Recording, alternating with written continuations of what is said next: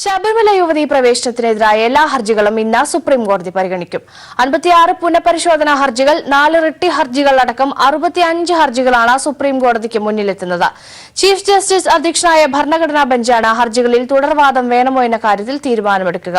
അതേസമയം കോടതിയലക്ഷ്യ ഹർജികൾ ഇന്ന് ലിസ്റ്റ് ചെയ്തിട്ടില്ല. മുതിർന്ന അഭിഭാഷകർ ഹർജിക്കായി ഹാജരാകും. സ്ത്രീ പ്രവേശന വിധിക്കെതിരായ ഹർജികളിൽ കോടതി എന്തു തീരുമാനമെടുക്കുമെന്ന് ഇന്നറിയാം. ഹർജികളിലെല്ലാം വാദം കേൾക്കണമോ അതോ തള്ളിക്കളയണമോ എന്നാണ് ഭരണഘടനാ ബെഞ്ച് തീരുമാനമെടുക്കുക. സെപ്റ്റംബർ 28-നാണ് ശബരിമലയിൽ പ്രായഭേദമന്യേ സ്ത്രീകൾക്ക് പ്രവേശനം അനുവദിച്ച് സുപ്രീം കോടതി വിധി പുറപ്പെടുവിച്ചത്. ഇതിനെതിരെ വന്ന 56 പുനഃപരിശോധനാ ഹർജികൾ, 4 റിട്ട് ഹർജികൾ, 2 പ്രത്യേക അനുമതി ഹർജികൾ, 2 ട്രാൻസ്ഫർ അപേക്ഷകൾ എന്നിവയാണ് ഇന്ന് പരിഗണിക്കാനായി ഭരണഘടനാ ബെഞ്ചിന് മുമ്പിലെത്തുന്നത്. NSS മുഖ്യതന്ത്രി തുടങ്ങിയവരാണ് പുനഃപരിശോധനാ ഹർജികൾ നൽകിയിരിക്കുന്നതിൽ പ്രമുഖർ. ഇവർക്കായി മുതിർന്ന അഭിഭാഷകരായ വി ഗിരി, മുൻ അറ്റോർണി ജനറൽ മോഹൻ പരാശരൻ, ആര്യാമ്മ സുന്ദരൻ, മനു അഭിഷേക് സിംഗ്വി എന്നിവരും വാദങ്ങളുമായി എത്തും. കേരള ഹൈക്കോടതിയിൽ ശബരിമല സംബന്ധിച്ച് നടക്കുന്ന കേസുകൾ സുപ്രീം കോടതിയിലേക്ക് മാറ്റണമെന്നാവശ്യപ്പെട്ട് സംസ്ഥാന സർക്കാർ 2 ട്രാൻസ്ഫർ അപേക്ഷകൾ നൽകിയിട്ടുണ്ട്. ഇതുകൂടാതെ സാവകാശം തേടി ദേവസ്വം ബോർഡ് നൽകിയ ഹർജികളിലും സുപ്രീം കോടതി തീരുമാനമെടുക്കും. മുൻ ചീഫ് ജസ്റ്റിസ് ദീപക് മിശ്രയുടെ നേതൃത്വത്തിലുള്ള ബെഞ്ചാണ് ശബരിമലയിൽ സ്ത്രീ പ്രവേശനം അനുവദിച്ച് വിധി പറഞ്ഞത്. ജസ്റ്റിസ് ഇന്ദു മൽഹോത്ര വിയോജനക്കുറിപ്പ് എഴുതുകയും ചെയ്തു. പുതിയ ബെഞ്ചിൽ വിരമിച്ച ദീപക് മിശ്രയ്ക്ക് പകരം നിലവിലെ ജസ്റ്റിസ് രഞ്ജൻ ഗൊഗോയാണ് ഉൾപ്പെട്ടിരിക്കുന്നത്. രാവിലെ 10:30-ന് വാദത്തിലേക്ക് കോടതി കടക്കും. 3 വഴികൾ കോടതിക്ക് മുമ്പിലുണ്ടെന്ന് നിയമവിദഗ്ധർ ചൂണ്ടിക്കാട്ടുന്നു. 1. എല്ലാ ഹർജികളും കാര്യമാത്ര പ്രസക്തമല്ലെന്ന് കണ്ടെത്തിയാൽ തള്ളിക്കളയാം. 2. സ്റ്റേ നൽകിയ ശേഷം വിശദമായ വാദത്തിലേക്ക് കടക്കാം. 3. 7-അംഗ ബെഞ്ച് രൂപീകരിച്ച് വിധി പരിശോധിക്കാൻ തീരുമാനിക്കാം. Santhosh സർലിംഗ്, news bureau, Delhi. വയനാട് ലോക്സഭാ സീറ്റിൽ മലബാറിന് പുറത്തു നിന്നുള്ള സ്ഥാനാർത്ഥിയെ അംഗീകരിക്കില്ലെന്ന് യൂത്ത് കോൺഗ്രസ്. AICC നിർദ്ദേശപ്രകാരം വിളിച്ചു ചേർത്ത യോഗത്തിൽ ഇത് സംബന്ധിച്ച പ്രമേയം പാസാക്കി. വയനാട് ലോക്സഭാ മണ്ഡലത്തിൽ 7 യൂത്ത് കോൺഗ്രസ് നിയോജക മണ്ഡലം കമ്മിറ്റികളും പ്രമേയത്തെ പിന്തുണച്ചു.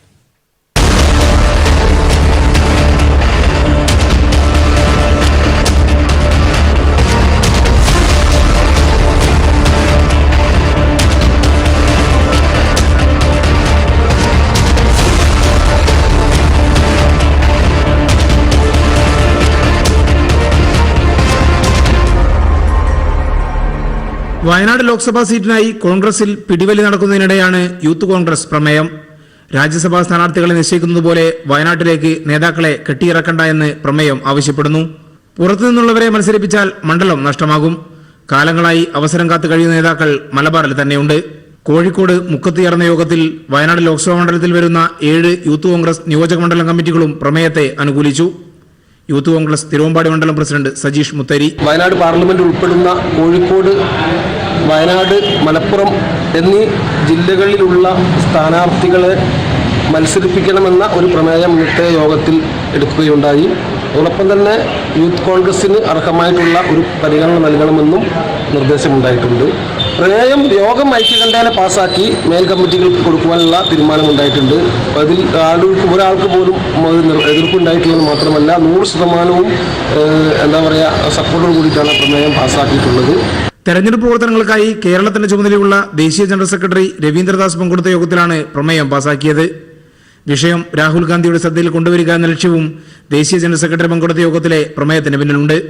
MM ഹസൻ, ഷാനിമോൾ ഉസ്മാൻ എന്നിവരാണ് വയനാട് സീറ്റിനായി പ്രധാനമായും രംഗത്തുള്ളത്.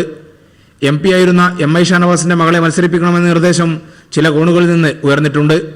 ഇതിനെല്ലാം തടയിടുക എന്നതാണ് പ്രമേയത്തിലൂടെ യൂത്ത് കോൺഗ്രസ് ലക്ഷ്യമിടുന്നത്. News bureau, Kozhikode. ഇന്ത്യയുടെ 40ാം വാർത്താവിനിമയ ഉപഗ്രഹമായ GSAT-31 വിജയകരമായി വിക്ഷേപിച്ചു. ഫ്രഞ്ച് ഗയാനയിലെ കൌറു സ്പേസ് സ്റ്റേഷനിൽ നിന്ന് യൂറോപ്യൻ സ്പേസ് ഏജൻസിയുടെ ഏരിയൻ 5 റോക്കറ്റിലാണ് ഇന്ത്യൻ സമയം പുലർച്ചെ 2:31 GSAT-31 വിക്ഷേപിച്ചത്. ആഴക്കടലിൽ വാർത്താവിനിമയ സൌകര്യം ഒരുക്കുകയാണ് GSAT-31ന്റെ ലക്ഷ്യം. ഓഖി പോലുള്ള ചുഴലിക്കൊടുങ്കാറ്റ്, വിമാനാപകടങ്ങൾ, കടലിലുണ്ടാകുന്ന അപകടങ്ങൾ തുടങ്ങിയവയുടെ പശ്ചാത്തലത്തിലാണ് ഇന്ത്യക്ക് ചുറ്റുമുള്ള കടലിൽ വാർത്താവിനിമയ സൌകര്യമൊരുക്കാൻ തീരുമാനിച്ചത്.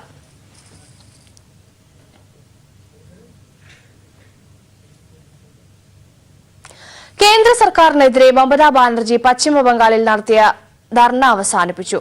ആന്ധ്ര മുഖ്യമന്ത്രി ചന്ദ്രബാബു നായിഡുവിന്റെ സാന്നിധ്യത്തിലാണ് ധർണ അവസാനിപ്പിക്കുന്നതായി മമതാ ബാനർജി പ്രഖ്യാപിച്ചത്. നരേന്ദ്രമോദിയെ ഏകാധിപത്യം തുറന്നു കാണിക്കാൻ സാധിച്ചുവെന്നും പ്രഖ്യാപിത ലക്ഷ്യം നേടിയെന്നും മമതാ ബാനർജി അവകാശപ്പെട്ടു. അതേസമയം കൊൽക്കത്ത പോലീസ് കമ്മീഷണർക്കെതിരെ കേന്ദ്ര സർക്കാർ അച്ചടക്ക നടപടികൾ ആരംഭിച്ചു.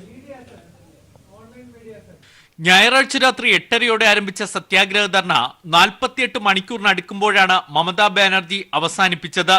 സത്യാഗ്രഹ പന്തലിൽ പിന്തുണയുമായി എത്തിയ ആന്ധ്ര മുഖ്യമന്ത്രി ചന്ദ്രബാബു നായിഡുവിന്റെ സാന്നിധ്യത്തിലായിരുന്നു പ്രഖ്യാപനം. ധർണ മുന്നോട്ട് വെച്ച പ്രഖ്യാപിത ലക്ഷ്യങ്ങൾ നേടാൻ കഴിഞ്ഞു. സുപ്രീം കോടതിയിൽ നിന്നുണ്ടായത് അനുകൂല തീരുമാനമാണെന്നും മമത അവകാശപ്പെട്ടു. 20ഓളം പ്രതിപക്ഷ കക്ഷികളുമായി കൂടിയാലോചന നടത്തി. മുൻ പ്രധാനമന്ത്രി ദേവഗൌഡ ധർണ വിജയിച്ചുവെന്ന് അറിയിച്ചതായും മമത പറഞ്ഞു.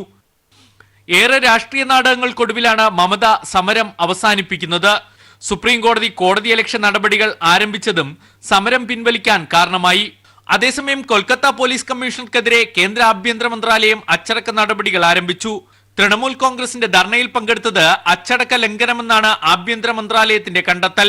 1989 ബാച്ചുകാരനായ രാജീവ് കുമാറിനെതിരെ നടപടികൾ എടുക്കണമെന്നാവശ്യപ്പെട്ട് ആഭ്യന്തര മന്ത്രാലയം പശ്ചിമബംഗാൾ സർക്കാരിന് നോട്ടീസ് നൽകി. റോസ് വാലി തട്ടിപ്പിൽ ആസാമിലെ BJP മന്ത്രിയായ ഹേമന്ത് ബിശ്വാസിന്റെ പങ്ക് തെളിയിക്കുന്ന ചില രേഖകളും തൃണമൂൽ കോൺഗ്രസ് ഇന്ന് പുറത്തുവിട്ടിട്ടുണ്ട്. News bureau, Delhi.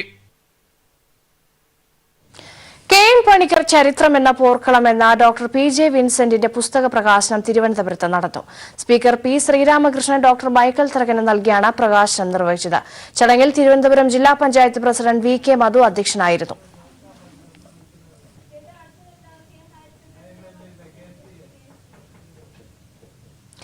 KSTA-യുടെ 28ാമത് സംസ്ഥാന സമ്മേളനം ഈ മാസം 8 മുതൽ 10 വരെ തിരുവനന്തപുരത്ത് നടക്കും.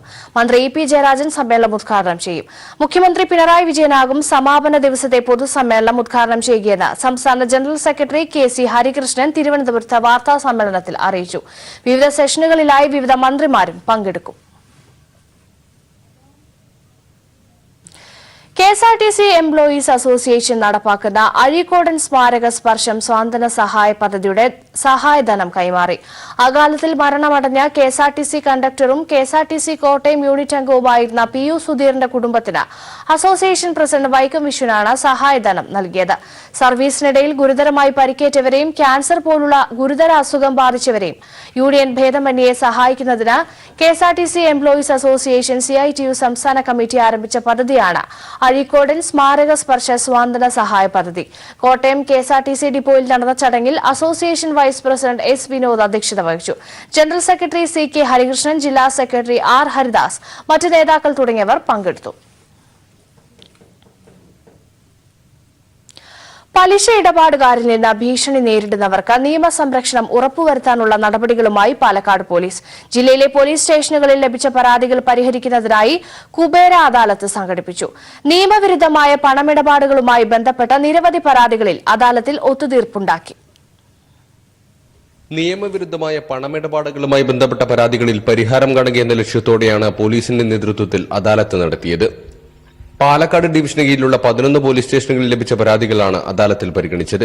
പരിഹാരം കാണാനായി 50ഓളം പരാതികളെത്തി. കുടുംബാംഗങ്ങളും സുഹൃത്തുക്കളും ഉൾപ്പെടെയുള്ളവർ തമ്മിലുള്ള സാമ്പത്തിക ഇടപാടുമായി ബന്ധപ്പെട്ട പരാതികളിൽ ഇരുകക്ഷികളെയും ഒരുമിച്ചിരുത്തി ഒത്തുതീർപ്പുണ്ടാക്കി.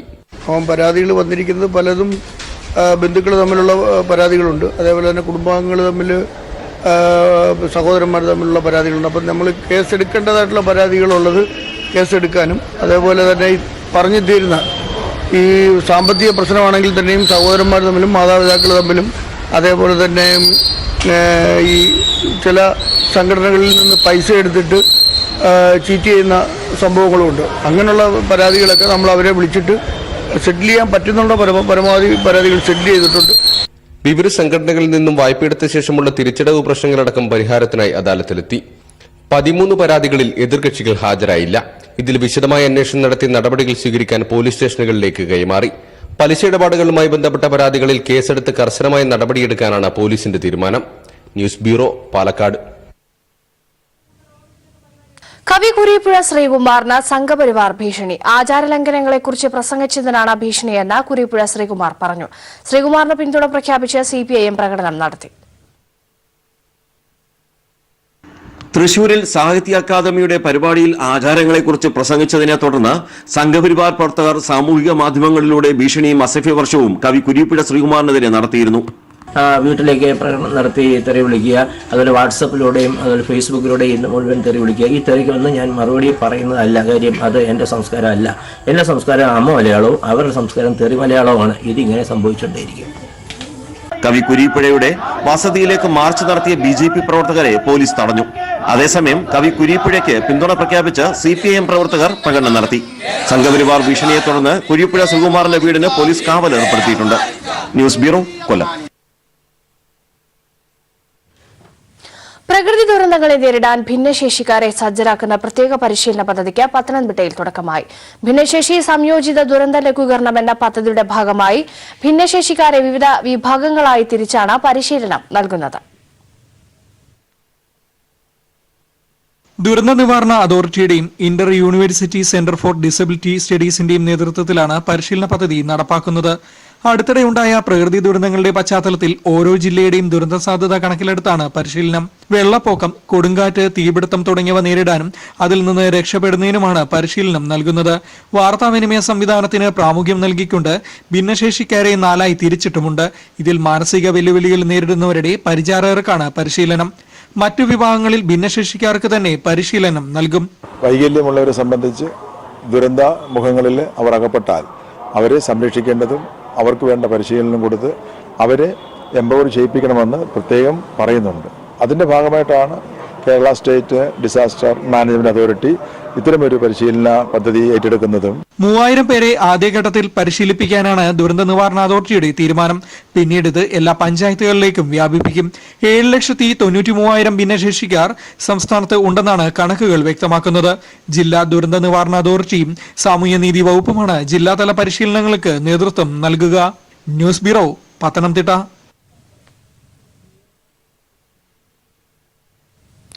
പ്രകടന പത്രികയിൽ പറഞ്ഞ കാര്യങ്ങൾ നടപ്പിലാക്കാനാണ് സംസ്ഥാന സർക്കാർ ശ്രമിക്കുന്നതെന്ന് മുഖ്യമന്ത്രി പിണറായി വിജയൻ.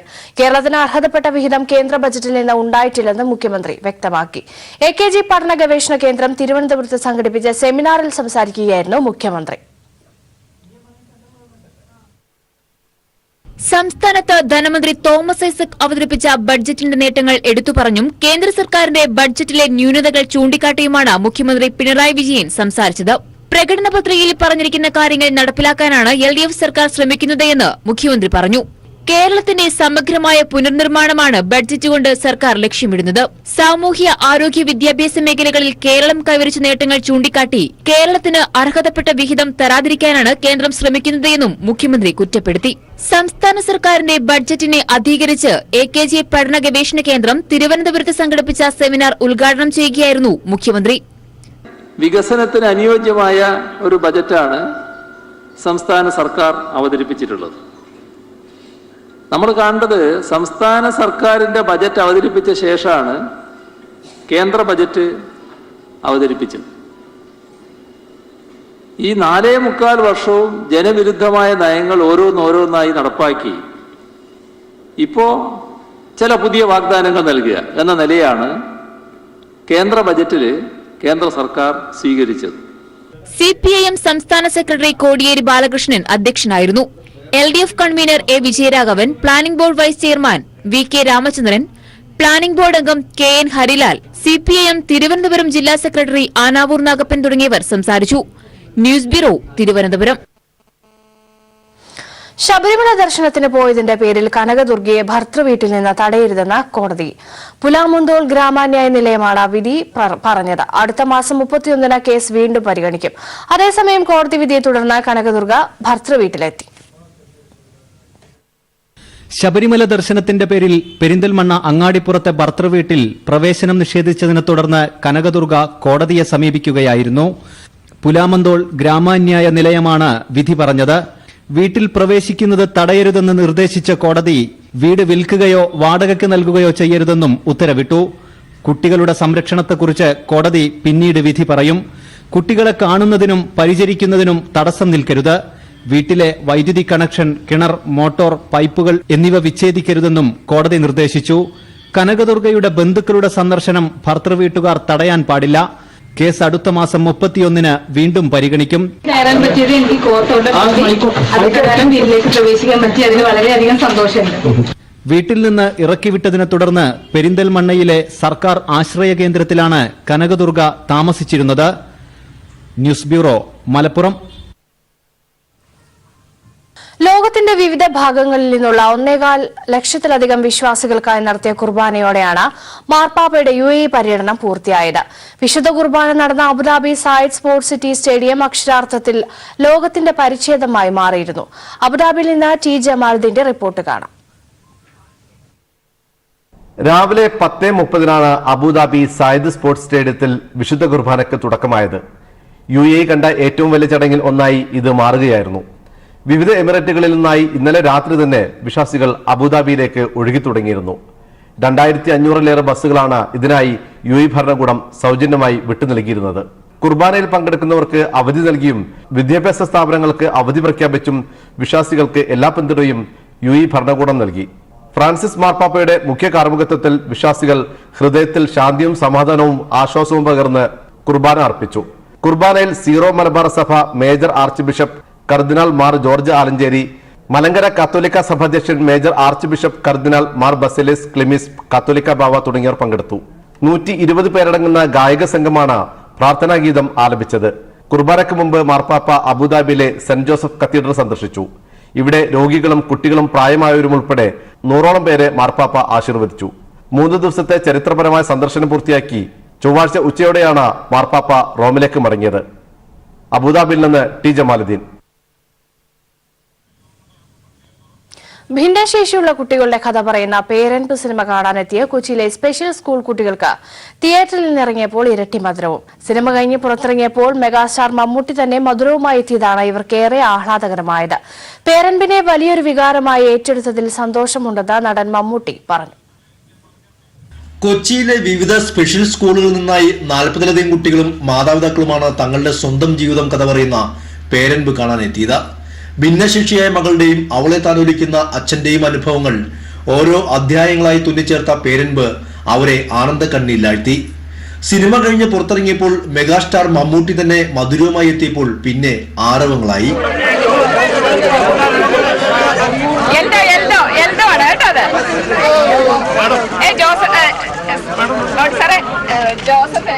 മമ്മൂട്ടിയും പാപ്പ എന്ന കഥാപാത്രത്തിലൂടെ വിസ്മയിപ്പിച്ച നടി സാധനയും സംവിധായകൻ റാമും മിഠായി സമ്മാനിച്ചും ഓട്ടോഗ്രാഫ് നൽകിയും കുട്ടികൾക്കൊപ്പം കൂടി. പേരൻപിനെ വലിയ വികാരമായി ഏറ്റെടുത്തതിൽ സന്തോഷമുണ്ടെന്ന് മമ്മൂട്ടി പറഞ്ഞു. ഇവരെല്ലാവരെയും കൂടെ ഒന്നിച്ച് സിനിമയ്ക്ക് വരണമെന്ന് പറഞ്ഞു. അങ്ങനെ ഇവർക്ക് പ്രത്യേകമായിട്ട് കുറെ അറേഞ്ച് ചെയ്ത് ഞങ്ങൾ സിനിമ ഒരു വലിയ വികാരമായിട്ട് കേരളത്തിലെ ജനങ്ങൾ ഏറ്റെടുത്തിട്ട് വളരെ സന്തോഷമുണ്ട്. ജനങ്ങളത് ഒരു കാഴ്ചയായിട്ടല്ല കാണുന്നത്, ഒരു അനുഭവമായിട്ടാണ്. സാധാരണ നമ്മൾ സിനിമ കാണുന്ന പോലെ സിനിമ കണ്ടിറങ്ങിയപ്പോൾ നമ്മൾ സിനിമ കാഴ്ചകളല്ല സിനിമയിലുള്ളത്. இங்க இருக்கிறவங்க எல்லாருக்குமே ரொம்ப ரொம்ப தேங்க்ஸ். இந்த படத்தை இவ்ளோ செலிப்ரேட் பேரன்போட செலிப்ரேட் பண்றதுக்கு thank you. It gives me a lot of confidence to go ahead and do more movies in an artistic way at the same time in different stories. Thanks a lot. ഇത് സിനിമയല്ല, മറിച്ച് തങ്ങളുടെ ജീവിതം തന്നെയാണെന്ന് കുട്ടികളുടെ മാതാപിതാക്കൾ. Cinema നല്ലതാണ്. ഇപ്പൊ നമ്മളെപ്പോഴും ഇതുപോലെയുള്ള കുട്ടികളെ കൊണ്ടിരിക്കുമ്പോൾ നമ്മൾ ചിന്തിക്കണം എന്താണോ അത് നമ്മുടെ അവസാനം എന്താണ് നമ്മൾ ആഗ്രഹിക്കുന്നത്, അല്ലെങ്കിൽ നമ്മൾ എന്താവും എന്ന് വിചാരിക്കുന്നത്. അതുപോലെ തന്നെ ആ മൈൻഡ് അതിലേക്ക് വന്നിരിക്കുന്നു. ആരാധകർ കാണാൻ ആഗ്രഹിച്ച മമ്മൂട്ടിയുടെ അഭിനയ മുഹൂർത്തങ്ങൾ നിറഞ്ഞ പേരൻപ് നിറഞ്ഞ സദസ്സിൽ തിയേറ്റർ കൈയടക്കി കഴിഞ്ഞു. News bureau, Kochi.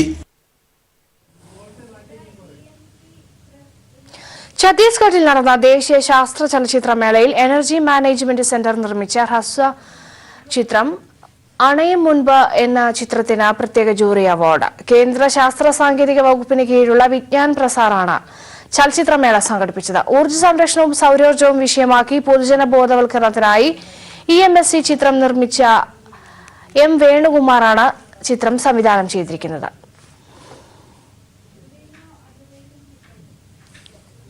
ചുരിനോ advertising chairperson doctor Sulekha ദാവൂദിന് വാരണാസിയിൽ നടന്ന പ്രവാസി ദിവസിൽ പ്രസിഡന്റ് രാംനാഥ് കോവിന്ദ് പ്രവാസി ഭാരതീയ സമ്മാൻ നൽകി ആദരിച്ചു.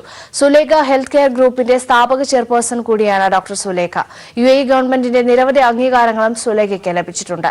ലോകത്തെ സ്വാധീനിച്ച 20 ഗ്ലോബൽ ഇന്ത്യൻ വനിതകളിൽ ഒരാളായും ഡോക്ടർ സുലേഖയെ തെരഞ്ഞെടുത്തിട്ടുണ്ട്.